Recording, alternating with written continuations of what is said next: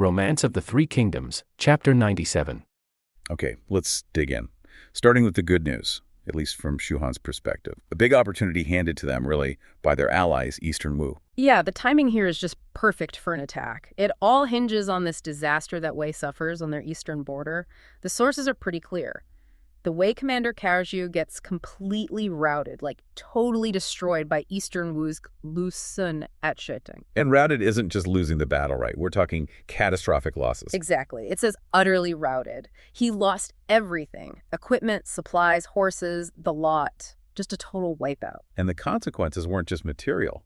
It hit Kaozhu hard, personally. Yeah, the sources say he made it back to Luoyang, but he was just consumed with worry, maybe shame too, and he dies shortly after. There's this detail about a growth on his back, that flared up.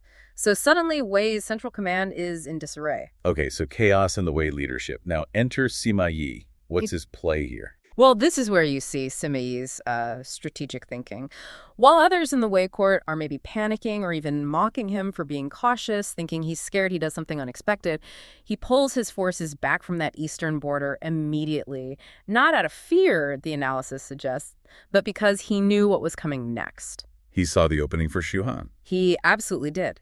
He predicted Zhu Zhiliang would take advantage of the chaos, the term used is wu, and make a move. Specifically, he thought Zhu Jiel would aim for Cheng'an, likely coming through the Longxi region. Wow. Was that just like the obvious move or real foresight? I'd lean towards foresight, mainly because of the speed and conviction. He didn't wait around for reports. He acted on that principle. You hit the enemy where they're weak or distracted. And Kaozhu's death, that power vacuum, was exactly the kind of the emptiness or weakness Zhu Zhiliang was looking for. Plus, wasn't there a nudge from Eastern Wu as well? Yes, exactly. Eastern Wu sends an envoy over to Shu Han. They basically report their big win at Sheting and formally propose, hey, let's invade Wei together now. It really solidifies that alliance. So Zhu Zhiliang sees Wei not just in chaos, but also tired, is the phrase? Exhausted. It looks like the perfect time for a coordinated strike. Okay, so strategically, the stars seem aligned. Time to mobilize, but then something happens, something that casts a real shadow. Yeah, we shift here from, strategy and troop movements to something more personal and maybe even ominous. Zhu Zhiliang holds this big feast to finalize the campaign plans. And right in the middle of it, this really strong wind kicks up from the northeast. So strong, the sources say, it snaps a big pine tree right there in the courtyard. And Zhu Zhiliang, known for reading signs, he takes this badly. Immediately. He apparently interprets it on the spot, says it's an omen, that the state is about to lose a great general, even before they've marched. That's chilling, yeah. And he was right. Almost immediately, well, they're probably still talking about this broken tree, Zhao Tong and Zhao Guang arrive. Zhao Yun's sons. Yes, and they have terrible news. Their father, the legendary General Zhao Yun Zilong, had died of illness just the previous night. Oh, wow. Right then. That's devastating. How did Zhu Zhiliang react?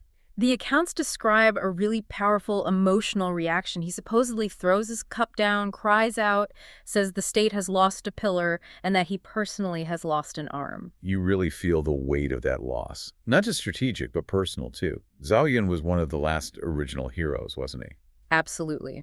He was that link back to Liu Bei, the ultimate symbol of loyalty and protection.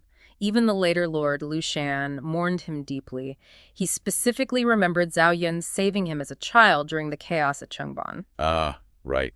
That famous incident. It reinforces Zhao Yun's whole legacy. He gets posthumous honors, of course. Made great general, given the name Marquis Shenping. Buried with honors near Chengdu. And there's poetry written about him, too, isn't there? Praising his bravery, comparing him to Guan Yu and Zhang Fei. Yes, highlighting his key battles, Han Shui, Dangyang, and stressing that lifelong loyalty to both Liu Bei and Lu Shan. You absolutely need to cement a hero's legacy, especially then. And they act quickly to shore things up politically, too. His sons, Zhao Tong and Zhao Guang, they're immediately given positions, Tiger Guard's commander and gate commander, and specifically tasked with guarding their father's tomb. Keeps the family prominent, ensures loyalty. Okay, so they managed the immediate aftermath of Zhao Yun's death. But as you said earlier, this loss must have just fueled the internal debate about the invasion itself. Exactly. Zhu Zhiliang has this army ready, supposedly 300,000 strong, but key officials are now really pushing back, advising Lu Shan not to go ahead with it. So this is where the famous Second Chu Shi Biao comes in, the memorial on the expedition. Precisely. The political resistance was significant enough that Zhu Liang felt he had to write this powerful justification. He sends Yang Yi to deliver it to the emperor. And it's not just a plan, it's this passionate argument against inaction, against waiting around for disaster to strike. His core point wasn't, we will definitely win, was it? It was more like, if we do nothing, we definitely lose. That's the heart of it. He frames it as existential. Sitting and waiting for ruin, he calls it, is the only guaranteed bad outcome. So attacking, even with risk, is the better choice. And he lays out these 6 points, these sort of unanswered questions aimed right at the cautious faction. How does he structure the argument? Well, the first 2 points are pretty clever. He uses Wei's own history and even Shu's founding history against the doubters. He asks, basically, how can Liu Shan expect a risk-free victory when even Liu Bang, the founder of the Han dynasty, faced constant danger? Okay, appealing to the founding spirit. Right. Then he points to figures like Liu Yao and Wang Lang, who dithered with debates while their rival Sun Quan got stronger and stronger. He's saying, don't repeat that mistake. He's making inaction look like the real danger. Exactly. And then he uses Cao Cao, Wei's own great founder, against them too. He says, look, even Cao Cao, brilliant as he was, nearly got wiped out multiple times Nanyang Wuchao Tong Pass.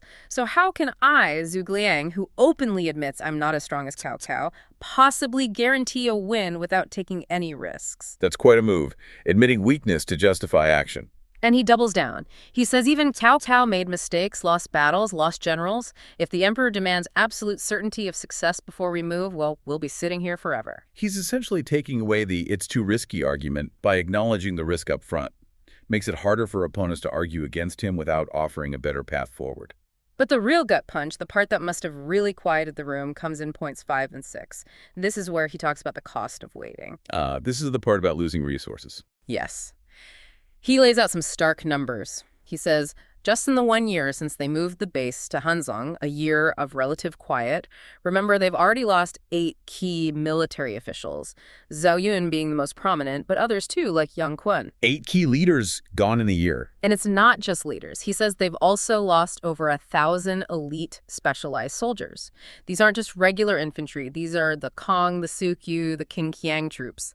Highly trained, hard to replace. Wow. So he's basically saying time is actively working against us. Our best people are dying off while we debate. Yeah. It's a brutal calculation. He projects forward, wait a few more years, and maybe 2/3 of these remaining elite forces will be gone too, just through natural attrition, illness, age. That's stark. He's weaponizing mortality statistics. It shifts the argument completely. It's not just opportunity knocks. It's our window is closing fast because our core strength is literally fading away. His final point seals it. He argues the cost of maintaining the army in Hanzhong, just sitting there preparing, is roughly the same as the cost of actually campaigning. So why waste the resources and the dwindling manpower? Exactly. Why sit on one province, waiting to be slowly strangled by the might of Wei, when you could fight now, while you still have these elite troops and experienced commanders? It's a compelling case. Even if built on a somewhat desperate reality, it was compelling enough. Liu Shan approved the memorial. The order went out, mobilized 300,000 troops. Wei Yan is named the commander, and the target is the Chenkang Pass. Okay, so the invasion is finally on. ZGL has made his case. The troops are moving. What's Wei doing? They had Sima Yi's warning, right? And they did. Sima Yi advises Emperor Cao Rui. Cao Zhen is appointed Grand Commander to organize the defense. And they bring in a new face for the vanguard, a rather memorable one. Ah, yes, the larger-than-life general. Wang Shuang. The sources make him sound like something out of a legend. 9 feet tall, supposedly. Wields a 60-caddy blade. 60 caddies, it's like, what, 80 pounds? For a sword? Something like that. Plus, he apparently carries 3 hidden meteor hammers for good measure. He's put right at the front, meant to be this terrifying spearhead against the Shu advance. Okay, you definitely get the message they're trying to send with him. Pure intimidation. Definitely. But Zhu Liang's immediate objective isn't this new giant. It's getting through Chenkang. It's a critical fortress on the way to Jiding. His scouts report back. Chenkang is tough. Deep moats, high walls, those defensive antlers or spikes everywhere. And it's held by a general Hao Zhao. Was there any thought of just going around it? Someone suggests it, but ZGL insists Chenkang is vital. They need to take it. So first, he tries the diplomatic route. He sends Jin Shang. Jin Shang apparently used to be friends with Hao Zhao, the commander inside Chenkang. The hope is maybe he can talk Hao Zhao into surrendering, avoid a siege. How did that go over? about as badly as possible. Zhao was having none of it. He wouldn't even really let Jin Shang make his pitch. Declares Yu Zhiliang a national enemy. There's this great reported line, "Yesterday brothers, today enemies." He makes it crystal clear his loyalty is to Wei, and he'll die defending the fortress. So no friendly persuasion then. Did Jin Jiang try again? He did. He tried arguing from strategy. Look, you're isolated. You can't possibly hold out against our huge army. It's futile.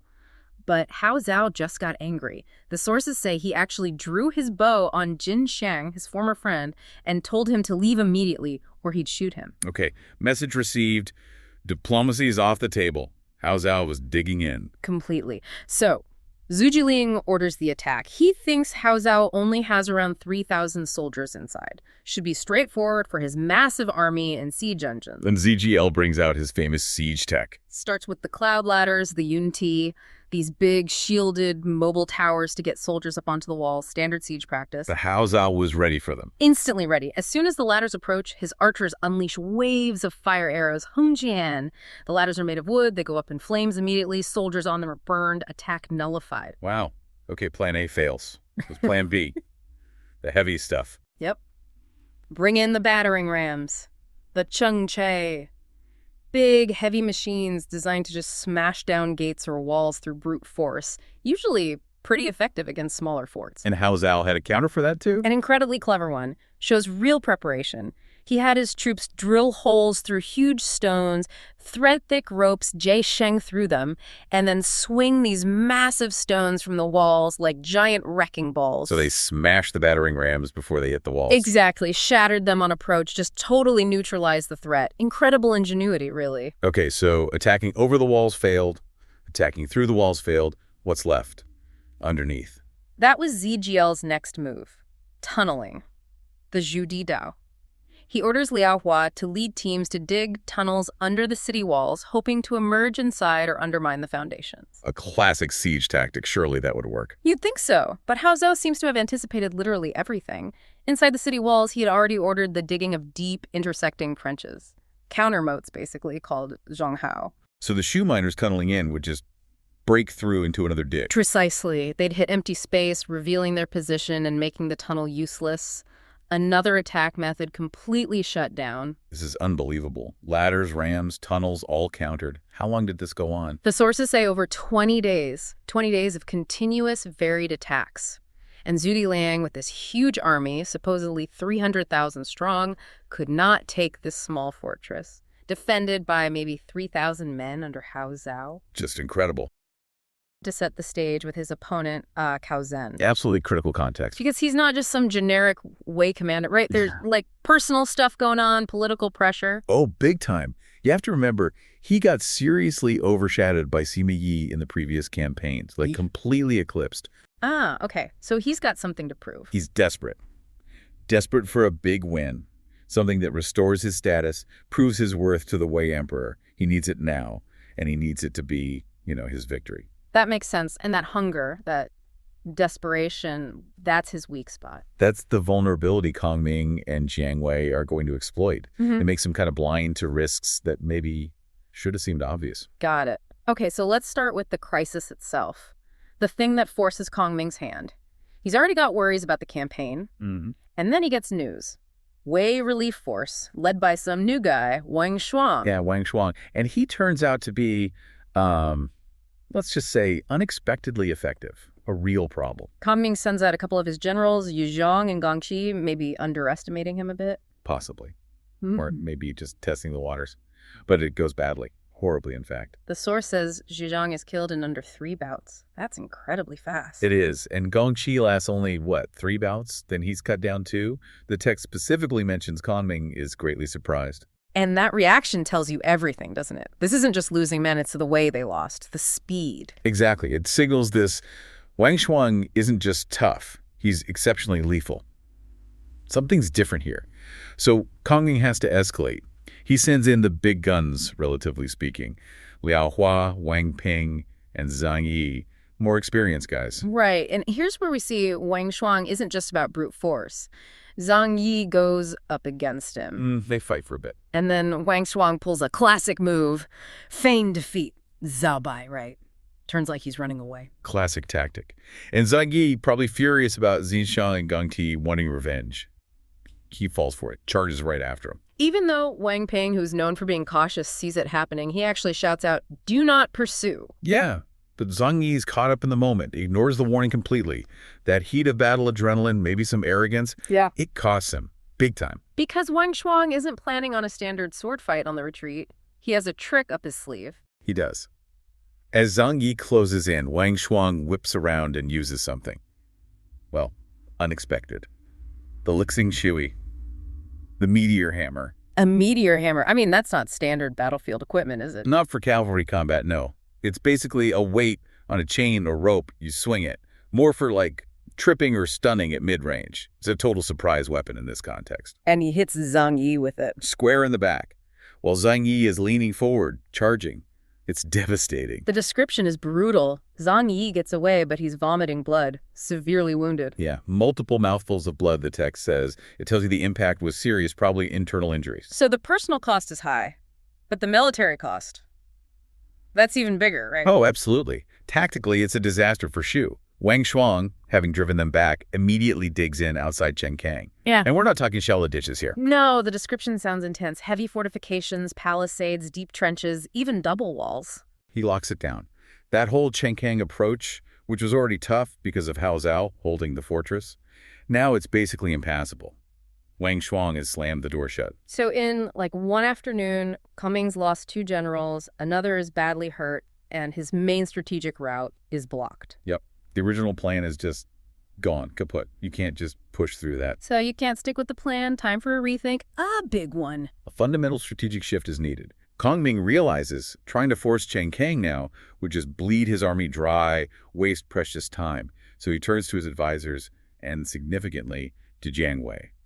Jiang Wei. He's relatively new to Kongming's inner circle at this point, isn't he? But very sharp. Very sharp. And crucially, he understands Wei. He used to be on their side, remember. He brings not just military smarts, but maybe a better insight into the Wei mindset, especially someone like Cao Zhen. Okay, so what's Jiang Wei's idea? It's brilliant because it addresses the blocked route, but also sets a trap specifically designed for Cao Zhen's ambition.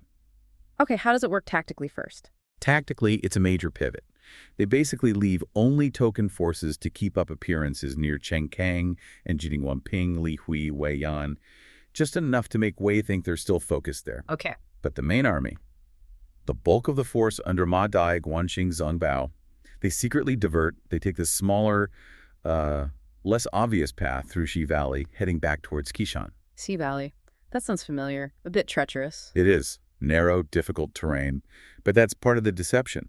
While the army moves, Jiang Wei tells Kongming he has a plan, a deception. He specifically says he can use this to capture Cao Zhen himself. Wow, ambitious. He's promising to nab the commander-in-chief. Exactly. And the target is Cao Zhen's psychology. Remember, Cao Zhen's isn't on the front line here. He's appointed Fei Yao as the field commander. Cao Zhen's back at headquarters, eager for good news, for something he can take credit for. Right, the guy desperate for glory, so Jiang Wei knows his audience. Perfectly. And the plan uses a classic espionage trope, the fake defector. Ah, okay. Tell me about this setup. So some soldiers supposedly capture a man near the Wei lines. They bring this guy before Cao Zhen. He claims to be a trusted confidant of Jiang Wei's. Convenient. Extremely convenient. He says he's carrying a secret message from Jiang Wei. And here's a key detail. The letter is supposedly taken from his inner clothing. Ti Ru Yi Ne. It implies extreme secrecy, urgency, something hidden close to the heart. Okay, that adds a layer of drama, maybe perceived authenticity. Right. But it should also ring alarm bells, shouldn't it? I mean, if you're a top general planning to defect, do you write down the entire plan and give it to one guy who then immediately gets captured? Yeah, seems risky, a bit too neat. A shrewd commander, someone not blinded by ambition, might pause there, might think, wait a minute. But Cao Zhen isn't thinking clearly. He needs this to be real. Exactly. He's filtering everything through his desire for that victory. And the letter itself, it's perfectly crafted to feed that desire. What does it say? It claims Jiang Wei deeply regrets being, quote, trapped by Kongming, that he still feels loyal to Wei, his original state. He wants to redeem himself, make amends. It plays right into Cao Zhen's likely view of Jiang Wei as maybe opportunistic or coerced. A plea for forgiveness, basically. Wrapped up in a battle plan. and the plan itself is designed to sound irresistible to Cao Zhen. Okay, what's the proposed action? Jiang Wei supposedly advises Cao Zhen to meet the Shu forces and then feign defeat, let his troops fall back. Ironically, the same tactic Wang Shuang just used against Zhang Yu. Precisely. Maybe that makes it seem more plausible. Then Jiang Wei promises that he will set a fire behind the retreating Shu army, supposedly burning their supplies, as a signal. The signal. That's the cue for Cao Zhen to turn his retreating forces around, counterattack, and crush the Shu army, capturing Kongming himself in the process. It sounds perfect. Almost divinely ordained if you're Cao Zhen. And that's exactly how he takes it. The text says he's overjoyed, believes heaven is helping him succeed. Hubris kicks in, full throttle. But surely someone speaks up. Isn't Fei Yao the guy actually commanding the troops? A bit wary. Thankfully, yes. Fei Yao represents the voice of caution. He argues against it. He warns Cao Zhen, basically saying, look, Su Jiliang is notoriously crafty, and Jiang Wei is smart zhiguang, widely knowledgeable. This could easily be a trick. Sound advice, professional military advice. The kind Cao Zhen absolutely ignores. He dismisses Fei Yao's concerns, pointing to Jiang Wei's past service in Wei as proof the letter must be genuine. His desire for personal glory overrides basic operational security. So what does he do? He orders Fei Yao to take 50,000 troops, 50,000 into Ji Valley, to act as the bait, the retreating force. He even promises Fei Yao all the credit if it works, trying to buy his compliance. 50,000 men, based on one captured letter and a commander's ego. Wow. It's a massive gamble driven entirely by personal ambition. Okay, so the trap is set. Fei Yao leads his huge force into the narrow Ji Valley. How does the deception unfold? It's not instant. This is where the psychological element really ramps up. The Shu forces don't just attack once. They advance, then retreat. Then they advance again, then retreat again. How long does this go on? 3 times, apparently, over nearly a full day, from late one afternoon to the next. Almost 24 hours of this back and forth. What's the point of dragging it out like that? It's psychological warfare. It wears the Wei troops down physically, obviously, but more importantly, mentally. They're constantly on edge, never knowing if the next advance is the real one. They daren't rest properly. Decision fatigue. Hypervigilance. Exactly. By the time the final act begins, Fei Yao's army is exhausted, strung out, and their judgment is likely impaired. They're desperate for it to be over. Okay, so the Wei troops are ragged. What happens next? Just as they finally try to pause, maybe prepare some food, thinking there's a lull, suddenly shouts erupt, and then Kongming himself appears. In his four-wheeled cart. In the iconic four-wheeled cart, it adds this sense of authority, of the mastermind overseeing the final move. The Shu forces under him make a show of attacking. And the Wei troops, exhausted, react how? They fall back again, as they've been conditioned to do by the previous feints. But this time, as they retreat, Fei Yao looks back. And he sees it. He sees fire rising from behind the fleeing Shu army, just like the letter promised. Signal. The how-who. He thinks it's the signal. In his exhausted confirmation bias state, he makes that critical error. He assumes this is Jiang Wei fulfilling his promise. Oh, no. So he orders the attack. He orders his weary troops to turn around and charge back into the disorganized Shu ranks, expecting Jiang Wei's pincer movement. Instead, he runs headlong into a perfectly prepared, multi-pronged ambush. Guan Xing hits him from one side, Zhang Bao from another. Ma Dai closes the trap. Even Zhang Yi, recovered from his meteor hammer wound, is there. Wow, they threw everyone into this. Everyone. Arrows, stones rain down from the valley sides to slaughter. The Wei army, caught completely by surprise, exhausted, breaks instantly. Fei Yao tries to escape. He flees deeper into the valley trying to get away, but he's cut off. And who does he run into? Let me guess. Jiang Wei. Jiang Wei himself, waiting with fresh troops. Oh, the irony. What does Jiang Wei say? He delivers this absolutely chilling taunt. Something like, I was hoping to trap Cao Zhen, but hey, deceiving you works too. Essentially, Joe. Brutal. Just rubbing it in. Completely. Fei Yao, seeing it's hopeless, surrounded by enemies, fire-blocking escape routes, he takes his own life. Zi Wen commits suicide right there. And his army? The 50,000. What's left of them surrenders. A catastrophic loss for Wei, engineered entirely through psychological manipulation and exploiting Cao Zhen's ego. An incredible victory for Kongming and Jiang Wei. They establish their camp at Qishan. Jiang Wei gets rewarded, presumably. He does. Though Kongming, ever the perfectionist, apparently expresses a slight regret. He calls it a daji, a grand plan, but used for Xiaoyang, a small purpose, meaning they only caught Fei Yao, the subordinate, instead of Cao Zhen, the main target. Still, getting Fei Yao and 50,000 troops off the board is hardly small, right? Strategically, no. It's huge. And the consequences back in the Wei camp are immediate. Cao Zhen must be devastated. Absolutely crushed, Yeah. humiliated.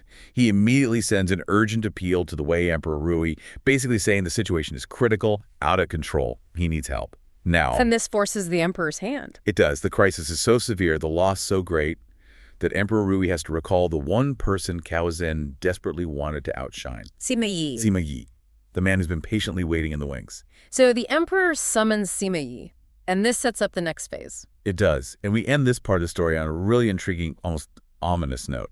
Sima Yi comes before the emperor, cool, confident as ever. And says what? He says he has a plan to defeat Kongming. But here's the kicker. He claims he can do it without using the Wei army. He says, Shubing Ziran Zuyi. The Shu forces will naturally retreat on their own. That's the claim. Ah. How do you make arguably the greatest strategist of the age just pack up and go home without a fight? Okay, wow. That's a cliffhanger.